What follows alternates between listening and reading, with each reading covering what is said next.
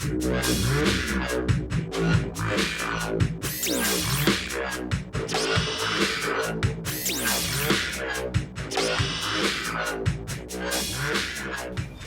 guys, Matt Allen here. Welcome back to Tactical Bassin.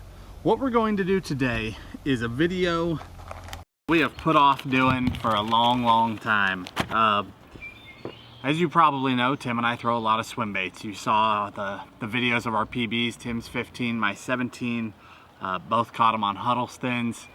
We throw a lot of big baits for giant largemouth, for giant spots, for giant smallmouth.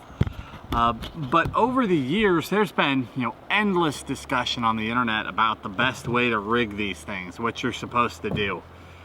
And by and large, we have stayed out of it. Not because we agreed with everything out there, but just because it wasn't worth the battle. Everybody's got their own 2 cents and more power to them. But we were talking earlier today and we thought, I think the time has finally come. A lot of people throw big baits. A lot of people are trying to catch the biggest fish of their life. There's a lot of good information out there. There's a lot of misinformation out there. So today we're gonna throw our hat in the ring and we're gonna tell you what we really do to rig these baits to catch giant fish, or to catch any fish for that matter, because it's not something that I really see out there. Straight up, for years and years and years, we've been telling you that when we get a Huddleston, we open the package and we pull out the bait and we go fishing with just the jig hook. And that's the truth. That is what we do. But I'm gonna get into a lot more, so hang with me. But I will tell you flat out, that's how I like to fish them. Pop that thing open. If that hook is tipped down, I will tip it up just a hair with a pair of pliers, just so it's even with the back. If it's tipped below even, I don't want that, so we'll get it up even.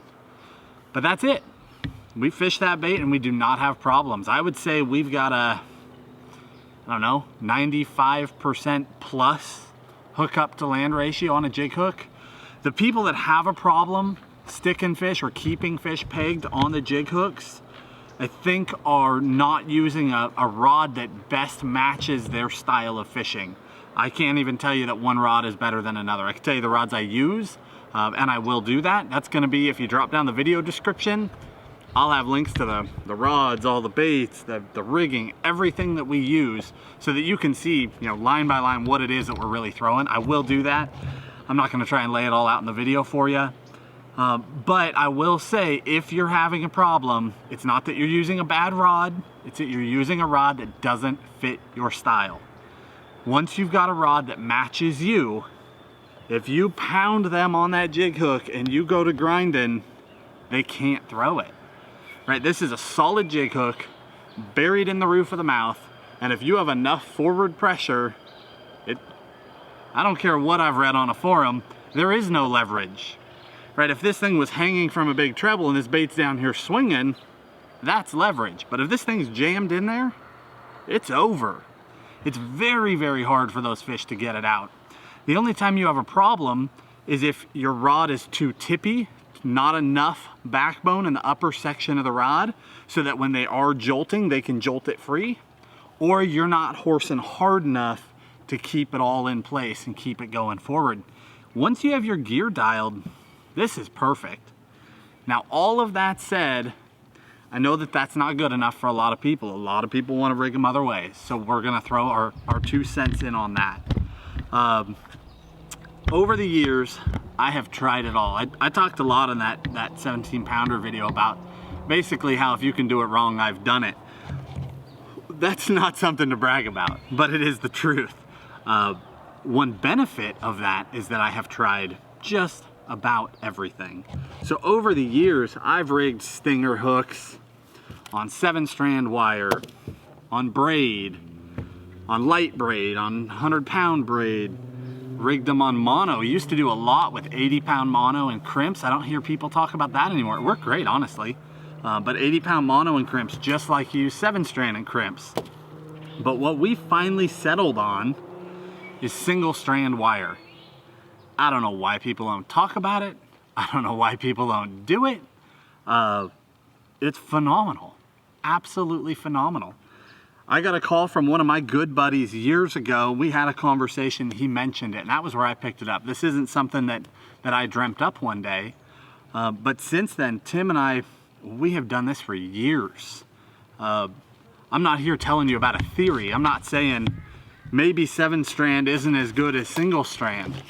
I'm saying years and years and years and years, this works. I mean, no failure, it works. We're not telling you should try a new thing. We're telling you we've done it and done it and done it and caught doubles and caught teeners and caught little ones and caught lots of them and no failures. It is the flat out easiest way to rig any stinger hook on any swim bait, and people don't do it. So let's talk about the others first.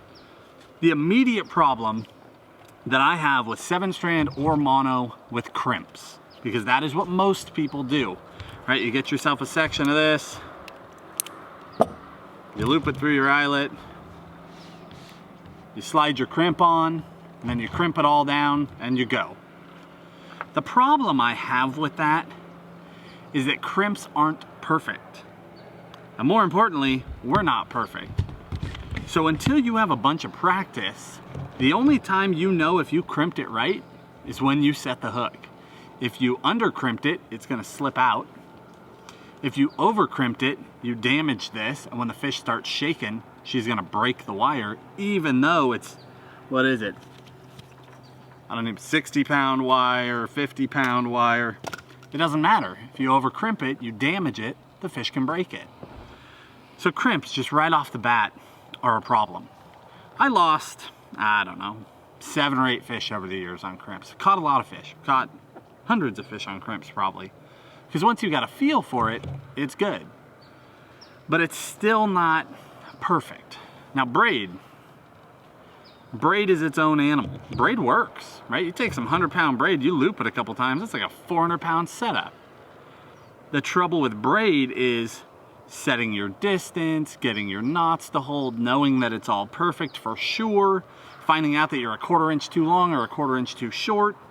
Plus, if you're not using heavy enough braid in a really short section like this is very vulnerable to shock because there's no give at all. So when you've only got 1/2 inch or 3/4 inch of braid, you can hammer that thing so hard that it'll draw your knot tighter than you could ever draw it, and it'll pull it through. So it's got its own set of problems. And that brings us to single strand. Single strand is where it's at, man. You can see you did it right. It's easy, it's strong, it's light. Comes from all sorts of different companies, and frankly, we don't care which one you buy. We'll try and find you a link to some of this stuff. 174 pound, 195 pound. I mean, you could almost hang me from, I'd like to tell you can hang me from this stuff, but not quite. You could almost hang me from this stuff. Let me show you how easy this is. You take yourself a section of wire, okay? We cut it off. We take our swim bait. Let's say do we want a back treble or we want a belly treble? We'll say today we want a back treble. I literally take it and fold it around my jig hook, okay? It's gonna take a little pressure. I'm gonna fold it down, get it nice and flat. Then all I'm gonna do is use my fingers to force it around and literally just put a loop around that eye. Just like any other stinger hook would be, right? Like a stinger hook on a spinnerbait. And then this is called a haywire twist. And the ones we do are kind of a ghetto haywire twist. I literally just start spinning with my fingers. We'll go, I don't know, you probably don't even need to do 3 or 4, but I usually go like 5 or 6. And we just clip that off.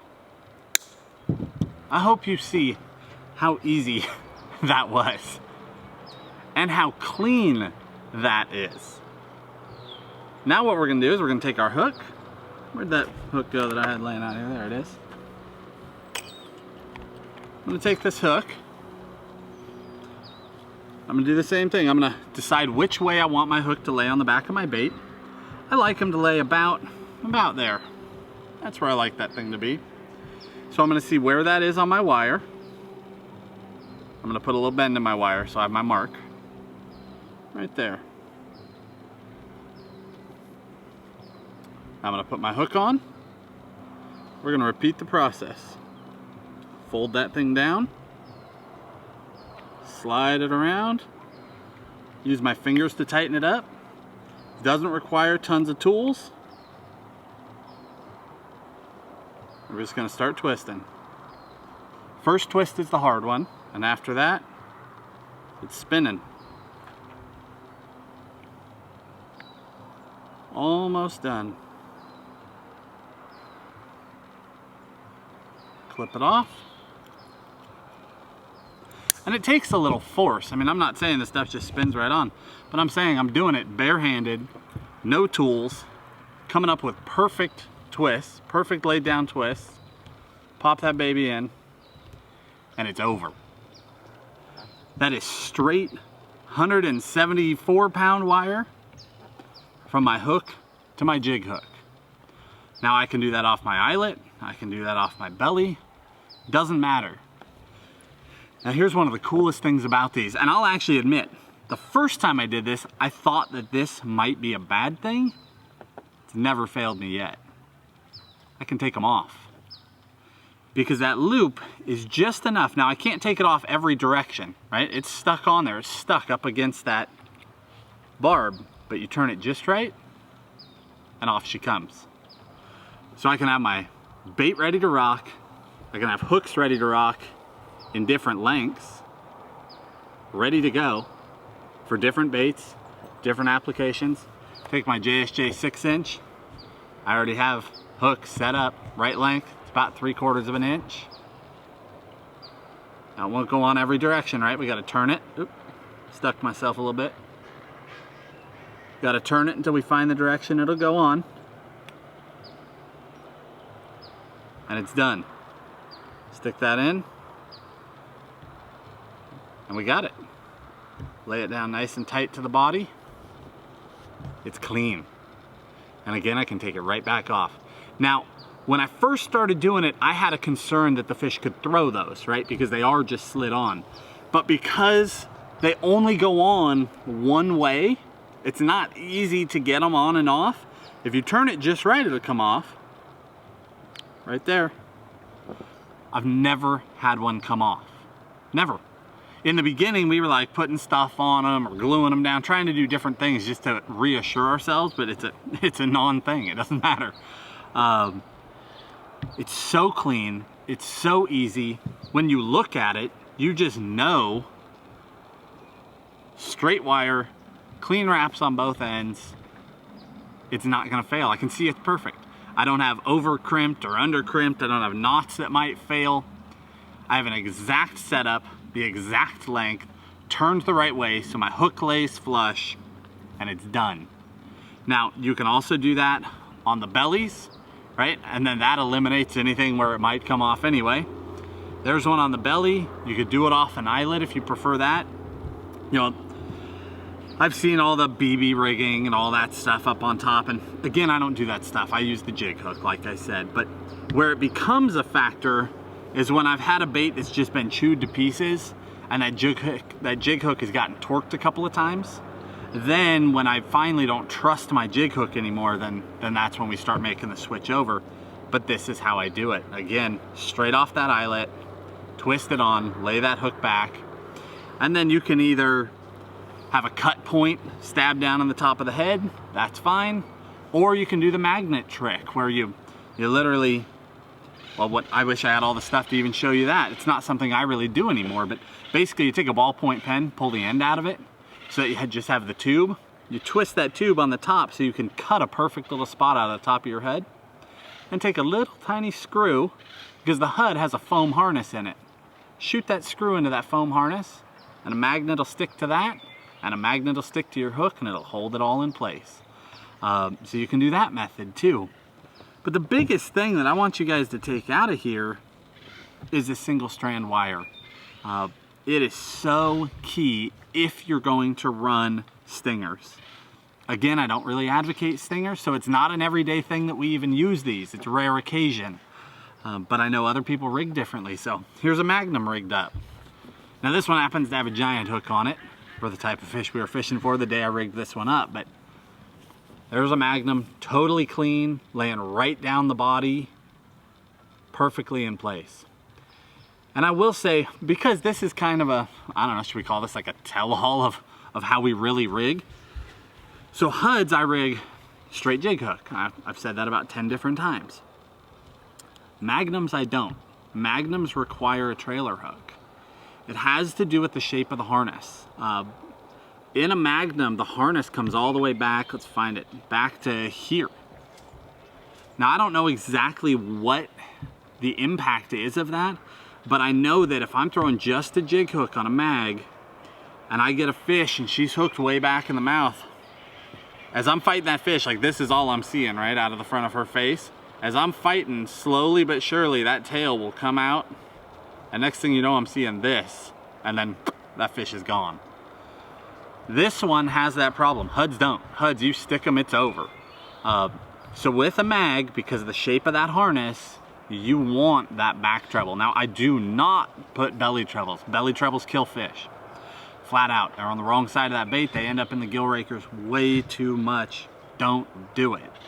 I have one rigged like that right here, but don't do it. Seriously, it's a terrible method. You want your hooks on top just to protect the fish. These are giant fish. You go kill a 10, 11, 12 pounder, especially in other parts of the country other than where we live, it's not like you're gonna have a new one next year, right? It took that fish a long time to get that big. So protect those fish, fish those hooks on top. You're still gonna stick them, it's gonna be clean, you're gonna get a clean release. But with a mag, you run that hook back on top. Now, like I said, this is a giant hook. It's not the one that I typically use. So again, down in that video description, we'll even tell you what hooks we're putting on which baits and give you links to those. So don't worry about that. But all this stuff about putting trebles on top of the Hud, where I really think that came from, and I'm not like some industry insider, I don't have a clue. For as long as I have been in the swim bait game, I do my darndest to stay out of the swim bait game, if you know what I mean. So I don't really talk to anybody, I don't have some inside line you don't have, but I'll tell you from experience what I think really took place.